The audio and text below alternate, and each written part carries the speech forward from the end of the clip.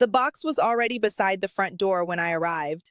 Someone had written "donate" across the lid, and inside were the kinds of objects most families stop noticing after 30 or 40 years. A rusty skillet, an old doll, several cloudy glass dishes, tarnished silverware, and a casserole with a faded pattern. Nothing looked valuable. Then I turned over one of the pieces and saw a mark that should never have been ignored. That ordinary box contained several $100s worth of collectibles, and one object deserved a specialist's attention before anyone placed a price on it. The family had almost given everything away because they were looking at the objects instead of the details. My name is Eleanor Vance. I am 68 years old, and I spent more than 3 decades examining estates throughout Pennsylvania and Ohio. Today, I work from a quiet appraisal room behind my home, surrounded by auction catalogs, reference books, old jewelry boxes, and shelves of household objects that once looked like junk. Over the years, I have learned that value usually comes down to 3 things: identification, condition, and completeness. A tiny stamp can reveal the maker. A printing number can identify a rare book. An original lid can double the appeal of a casserole.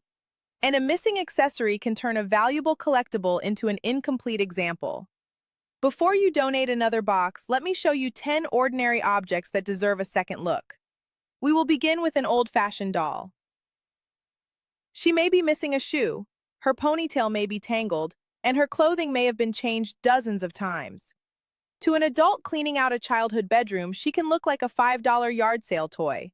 But certain early Barbie dolls are worth serious money. The first Barbie was introduced in 1959. Exceptional original examples with the correct swimsuit, stand, box, and accessories have sold for thousands of dollars. One widely reported auction record exceeded $27,000, while a boxed brunette example sold for more than $10,000 in 2023. That does not mean every old Barbie is valuable. Many were produced, and later versions can look very similar. Condition is often what separates an ordinary example from an exceptional one. Place the doll on a soft towel and look at the bottoms of her feet. Early 1959 dolls have small holes that fit the prongs of the original stand. Then examine the eyes. The earliest examples are known for pale, side-glancing eyes rather than a direct forward stare. Check the body markings, but never rely on one detail alone. Reproductions and later reissues exist. Search the entire box for the original stand, shoes, swimsuit, booklet, earrings, and packaging. The accessories may be stored separately, and together they can matter almost as much as the doll. The next object may be resting unnoticed on a bookshelf. A worn children's book often looks worthless because the spine is cracked or the cover is faded, but the most important information may be hidden on the copyright page. The first hardback printing of Harry Potter and the Philosopher's Stone was published by Bloomsbury in London in 1997. Only around 500 copies were printed, and many reportedly went to libraries. Authentic first printing examples have sold for extraordinary prices, including 6-figure results. Open the book carefully and inspect the copyright page. Collectors look for the correct Bloomsbury information, the year 1997, and a complete number line descending to 1. Another known clue appears on page 53, where the word wand is repeated in a school supplies list. However, one printing error does not prove that you own a rare first edition. Later copies can share certain features. Binding details, paper, typography, dust jackets, library markings, and provenance also need to match. Never erase a library stamp or repair an old binding with tape or household glue. An honest damaged book is usually easier to evaluate than one altered by an amateur repair. Now move into the kitchen and look beneath the newer pans. A heavy cast iron skillet covered in rust may seem more troublesome than valuable. Most old skillets are useful rather than rare, but certain makers, logos, sizes, and short-lived designs are highly collectible. One famous example is the Griswold Erie spider skillet from the late 19th century. On the underside is a raised image of a spider inside a web. Authentic examples are associated with a short production period around 1890 and 1891. Rare specimens have brought thousands of dollars, with an exceptional auction result reported around $10,000. The test begins on the back. Use a soft brush to remove only loose dirt. Do not attack the skillet with a grinder or wire wheel before identifying it. Look for the spider and web image and the correct Erie, Pennsylvania lettering. The early design should be raised from the metal. Then examine the casting. Genuine early cookware generally has cleaner lettering and better defined details than crude reproductions. Some fakes are slightly undersized, poorly cast, or covered in suspiciously bright orange rust. Even if your skillet is not the famous spider version, unusual Griswold logos and rare sizes may still interest collectors. Photograph the front, back, handle, and all markings before cleaning anything. The next category is colored glass. Many families have shelves filled with green, amber, pink, or iridescent glass. Much of it is worth only a modest amount, but rare colors, unusual shapes, scarce patterns, and limited production pieces can sell for hundreds or occasionally more. One simple preliminary test uses an ultraviolet flashlight. Take the glass into a dark room and shine the UV light across it. Uranium glass often fluoresces a vivid electric green. Certain Vaseline and custard glass pieces can glow dramatically because of the material used in the glass. But a bright glow does not automatically mean you found a fortune. Uranium glass was made in many common patterns. You still need to identify the maker, shape, color, age, and condition. Carnival glass requires another kind of inspection. Hold it near natural light and rotate it slowly. Collectors examine the base color beneath the iridescent surface. Electric blue is especially desirable in many patterns, while unusual swung vases and elaborate table pieces may bring stronger prices than common bowls. Check every rim for chips, cracks, and tiny flea bite damage. Look for cloudiness from minerals or dishwasher wear. Do not place older glass into boiling water, and never move it suddenly from extreme cold to heat. The next item is more difficult because counterfeiters understand its value. A handbag that looks dated today may be desirable to vintage fashion collectors. Older Chanel classic flat bags can sell for several $1,000s depending on age, material, size, condition, and authenticity. Certain vintage Coach styles have also developed strong collector demand. Look inside every pocket. Search for a serial sticker, authenticity card, creed patch, date code, manufacturer stamp, and hardware markings. On many Chanel bags produced from the mid-1980s onward, the serial information should correspond with the authenticity card when both are present. But a matching card does not guarantee authenticity. Counterfeiters reproduce cards, stickers, receipts, boxes, and dust bags. A specialist will examine the stitching, quilting alignment, leather, lining, chain weight, typography, hardware engraving, and overall construction. Do not rub an old bag with cooking oil, furniture polish, or petroleum jelly. These products can stain the leather and reduce its value. Keep the strap, dust bag, mirror, pouch, receipt, and box together. Completeness matters here too. Now open the jewelry box. Most families divide jewelry into two groups: real jewelry and costume jewelry. The gold and silver receive attention, while the rhinestones and glass pieces are dismissed. That can be an expensive mistake. Certain Trifari designs are highly collectible. Under designer Alfred Philippe, the company created crown pins, poured glass jewelry, fruit salad pieces, and Jelly Belly animal brooches. Exceptional signed examples have sold for thousands, although common Trifari pieces are worth much less. Turn the piece over and examine the back with a magnifying glass. Look for the maker's signature, crown symbol, patent number, copyright symbol, and construction details. A copyright symbol beside the Trifari name generally indicates production after the mid-1950s. Earlier signatures may point to different periods, but the mark must be studied with the design, clasp, materials, and condition. Check for missing stones, cracked enamel, bent pin stems, replaced clasps, and visible glue. Keep matching earrings together. Do not discard an unsigned brooch simply because you cannot identify it immediately. Some desirable pieces were never clearly marked.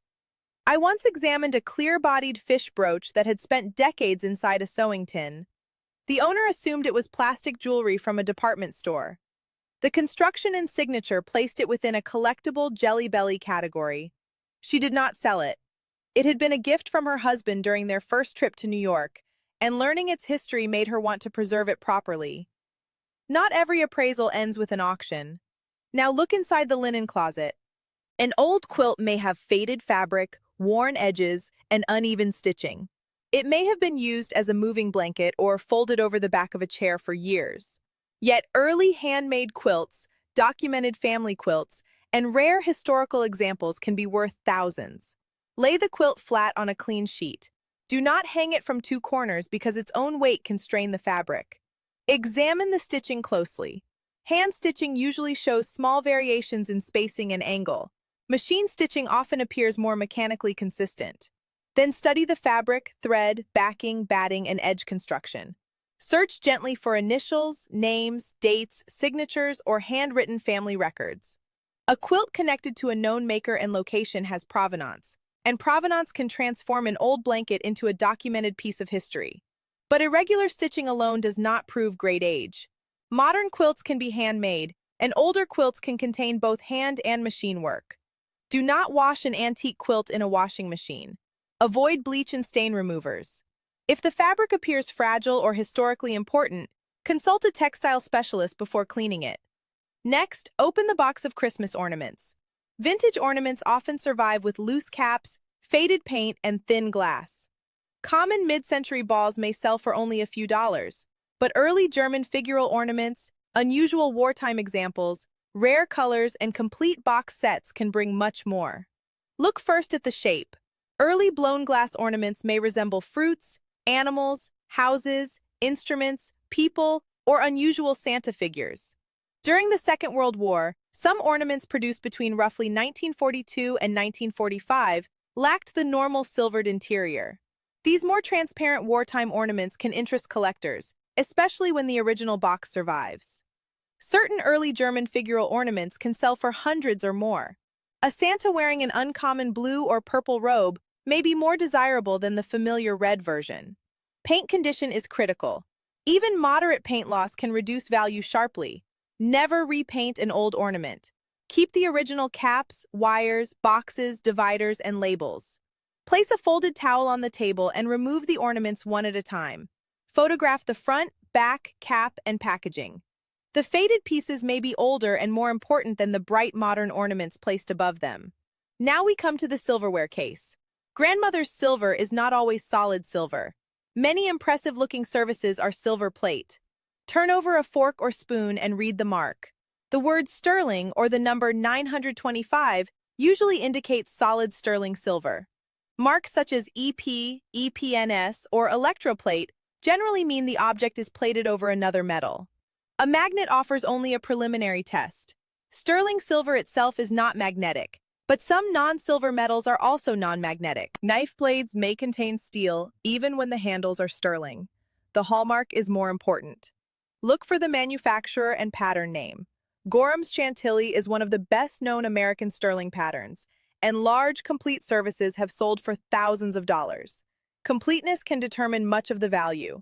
A service for 12 with matching serving utensils and its original case is more desirable than a drawer of unrelated pieces.